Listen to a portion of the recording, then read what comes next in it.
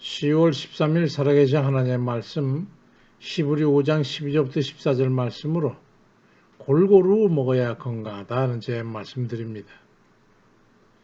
단단한 음식을 못 먹는 사람들이 의외로 많은 것 같습니다.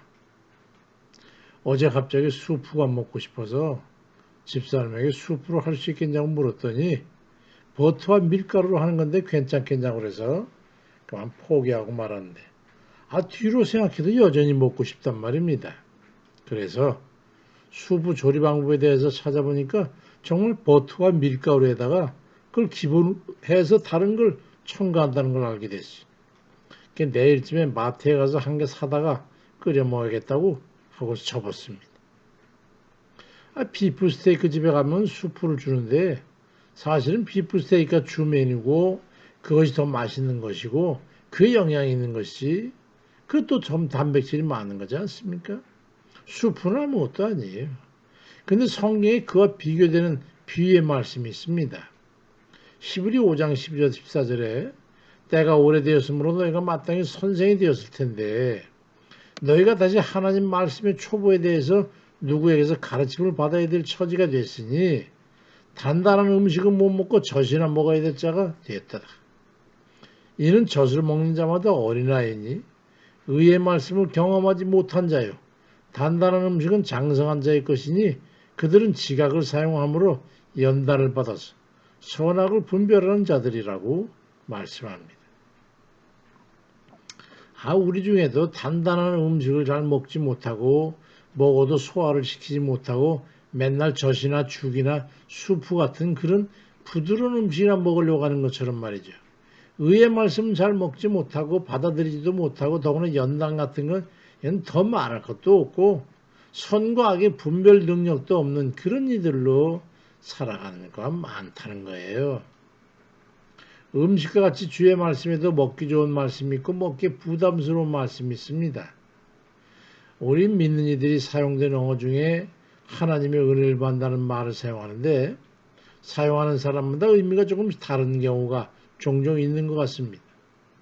은혜라는 말은 본시 고맙게 베풀어주는 신세나 혜택을 국어사전적으로 말하지만 우리 그리스도인들에게는 하나님께서 그의 자녀들에게 베푸시는 사랑을 은혜라고 표현합니다. 우리가 하나님 앞에 은혜를 받았다고 할 때 그 은혜 속에 무엇이 포함되어 있습니까? 깊이 생각해 봐야 합니다. 혹시 자신이 하나님께 받은 은혜 속에 연단이나 책망이나 고난이나 질고 같은 이런 게 포함되어 있는 겁니까? 만약 그렇다면 참 다행스러운 일이지요.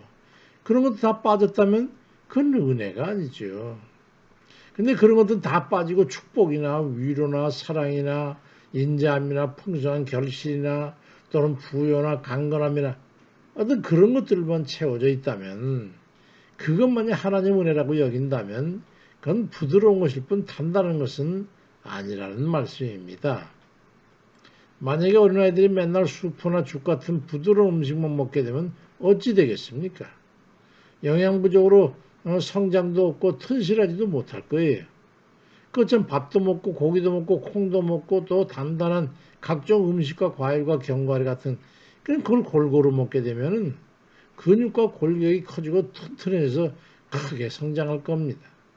마찬가지로 하나님 은혜도 초등학생들처럼 칭찬이나 듣기 좋아하고 상이나 받으려고 하고 대접이나 받으려 하고 섬김이나 받으려고 하고 축복이나 바라자 그러지 않고 연단을 받으면서 죄악에서 후회하고 뉘우치고 회개함으로써 돌이켜서 그 후로는 겸비하면서 의로운 삶을 살아가면서 병과 고난과 가난과 괴로움에 처해서도 죽음의 고비를 넘기면서도 기도하고 울부짖어서 강구하고 그 속에서 진실한 감사를 알고 어떤 어려움도 인내하며 기도로 이겨낼 수 있는 그런 정도가 된다면 정말 훌륭한 그리스도인이 될 것입니다. 이 같은 것들을 깨우치는 데 사용되는 듣기 거북하고 부담스럽고 뜨겁고 부끄러운 그 단단한 말씀들에 부응할 수 있는 그 정도의 그리스도인들이 우리 돼야 합니다. 단단한 음식 같은 말씀은 어떤 것입니까? 가장 단단한 음식 같은 말씀이 뭐라고 생각하십니까? 그 중엔 감사입니다. 감사.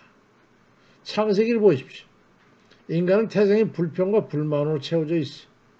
죄를 알지도 못하던 아담과 하와조차도 선악과를 먹게 한 원인이 불만이었어요. 창세기 2장 16절 이하에 여호와 하나님이 그 사람에게 명하여 이르시되 동산 각종 나무 열매 네가 입으로 먹되 선악을 알게 하는 나무 열매는 먹지 말라. 네가 먹는 데는 반드시 죽으리라고 말씀하시니까 그것마저도 먹어야겠다는 생각이 들 정도로 하나님 말씀에 불만스러운 그런 상태에 있을 때에 사단이 꾀인 거예요. 그러한 심성을 가진 인간에게 감사라고 하는 건 부담스러울 만큼 대가성으로 들리기 때문에 교인들에게 감사라고 하는 소리를 하게 되면요. 웃다가도 웃음이 멈춘다는 말이 있습니다. 감사하는 마음보다 더한 배은은 없음에도 불구하고 감사는 쉽지 않은 거예요. 또한 회개입니다. 자신의 치부를 드러내야 하기 때문에 저항감이 드는 거예요. 그래서 천국의 조건임에도 불구하고 회개는 쉽지 않은 겁니다. 마태복음 3장 2절에도 회개하라 천국이 가까웠느니라 말씀합니다. 천국에 들어가면 회개하라는 말씀입니다. 근데도 회개하라고 하거나 또 회개해야 됩니다 하면은 얼굴이 찡그러지고 이거 험상한 거죠. 그렇게 회개하기가 어려운 겁니다. 또 순종입니다. 하나님 말씀대로 절대로 순종함에도 불구하고 자기 주장이나 요구가 있기 때문에 순종은 쉽지 않습니다. 야고보 4장 7절에도 그런즉 너희는 하나님께 복종할지어다 마귀를 대적하라 그리하면 너희를 피하리라고 말씀합니다. 주께 복종하지 아니하면 마귀를 이길 수가 없어요. 그런데도 비록 마귀에게 잡힐지언정 주께 순종하기가 쉽지 않은 거예요.